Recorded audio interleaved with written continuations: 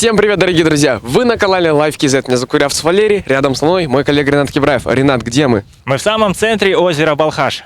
Я смею заметить то, что справа от нас, где-то там, вдалеке, на самом деле не так уж и далеко, находится город Улькен. Что же с этим городом Улькен такого интересного? Там собирается Казахстан вместе с Российской Федерацией строить атомную электростанцию. Точнее, я бы даже сказал, собирались. Честно говоря, мы даже сами с тобой не владели полностью информацией по поводу этой атомной электростанции. Мы просто знали, что собираются. Местное население нам об этом рассказало, то, что изначально там собирались ее построить.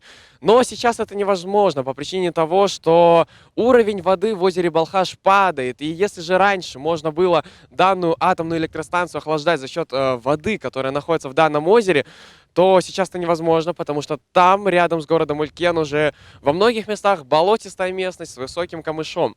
Но мы, знаешь, не отстаиваем интересы строительства АЭС. Мы говорим о другом. Мы говорим об экологии. Да, мы говорим о том, что в Казахстане может произойти вторая крупнейшая экологическая катастрофа мирового масштаба после Аральского моря. Мы знаем, что произошло с Аральским морем. Оно практически полностью исчезло. И если подобная судьба постигнет сейчас Балхаш, то миллионы людей, которые живут в сопредельных областях Казахстана, в Карагандинской, Жамбылской, Восточно-Казахстанской, в Алматинской, миллионы людей пострадают. Пострадают миллионы людей, пострадают миллионы семей, пострадают миллионы голов скота и миллионы рыб. И все это действительно связано с озером Балхаш. Озеро Балхаш является одной из самых крупнейших озер же в мире. Я правильно понимаю? Да, озеро Балхаш действительно одно из самых крупных озер в мире. После, наверное, Каспийского моря, это озеро, и Байкала. Чтобы вы понимали, просто эта статистика была сейчас приведена, насколько же крупное озеро. Местное население говорит о том, что скотину нечем кормить, скотину нечем поить.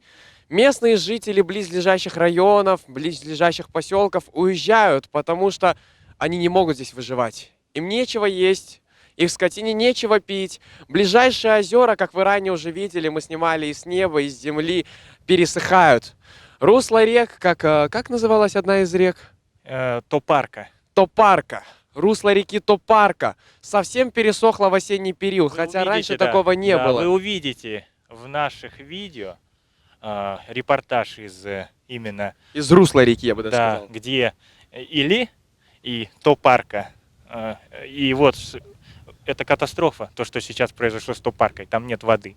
Там совсем нет воды, и проблема даже фактически не в нашей стране. Проблема лежит выше. В межгосударственных отношениях. В межгосударственных отношениях. Выше по Или, если подниматься, то можно понять, в чем вся проблема. Собственно говоря, всю раскрытость данной проблемы вы увидите в том видео, связанном с рекой. Хочу про Балхаш еще такую вещь сказать. Если мы помним уроки географии, мы знаем, что одна часть Балхаша, она соленая, а другая, где мы сейчас находимся, она пресноводная. Здесь именно водится рыба. Да. Основная фауна пресноводная рыба. Здесь, да. Там еще вон камыши с той стороны. Вот. Можешь показать. Оператор, да, тоже покажите, пожалуйста. Красивое, да? Смотри, какое красивое это озеро. Раньше, в древности, это озеро называли морем. Но это действительно так и есть, ведь мы привыкли, что озеро это что-то маленькое, когда ты с одного берега видишь край другого берега, а тут неповторимые просторы, что невозможно даже там увидеть берег. То есть фактически реально, если же наше озеро пересохнет, то это будет потеря не только нашей страны, это будет мировая потеря. Это не только, как ты уже сказал, экологическая катастрофа, как ты еще и заметил, это будет экономической катастрофой. Итак, в последние годы люди, которые здесь занимаются рыболовством, они страдают от того, что рыбы в озере становится все меньше и меньше.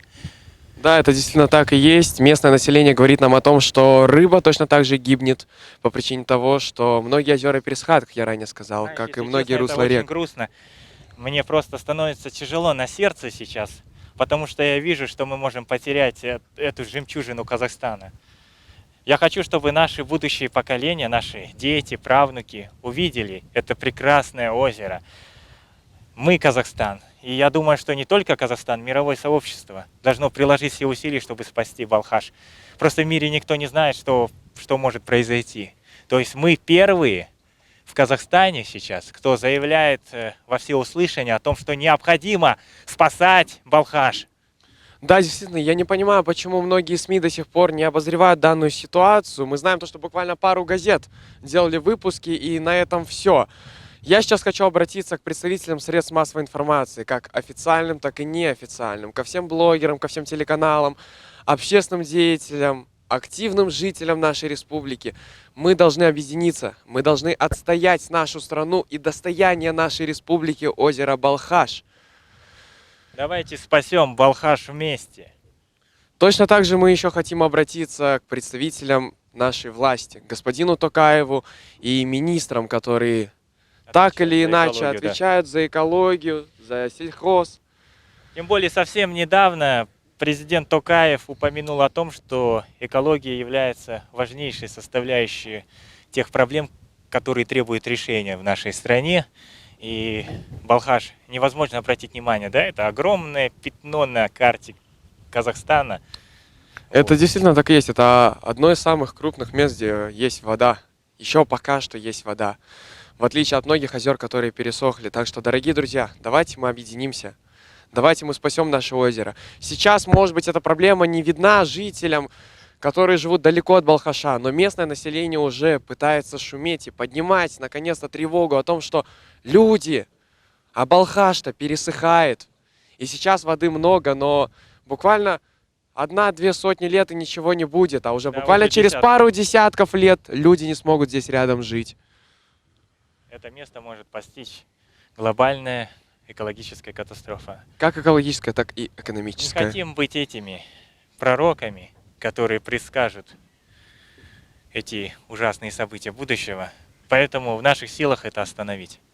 Ну что ж, дорогие друзья, не только в наших силах, но и в ваших силах это остановить. Поэтому обязательно поставьте лайк этому видео.